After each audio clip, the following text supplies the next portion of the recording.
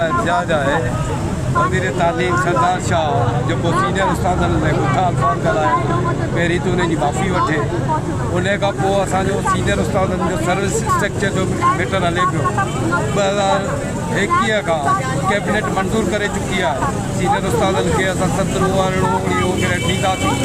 सो अञा ताईं कैबिनेट पंहिंजी जो मंज़ूर थियल मुतालो जेको असांजो आहे सीनियर उस्तादनि जो उहो अञा ताईं जेको न ॾेई सघिया आहिनि। ॿियो इहो जेको किताब मेन बुनियादी शइ हूंदी आहे ॿार जी तालीम लाइ किताब गवर्नमेंट ऑफ सिंध अञा ताईं पूरा न ॾेई सघी आहे। स्कूलनि में वञो त हिकिड़े क्लास में 20 ॿार वेठा आहिनि, उते 8 क्लासनि खे 8 किताब मिलिया आहिनि।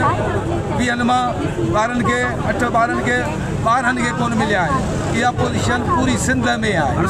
हर साल अॼु 5-6 साल आहे, हर साल इहा अपोजिशन आहे।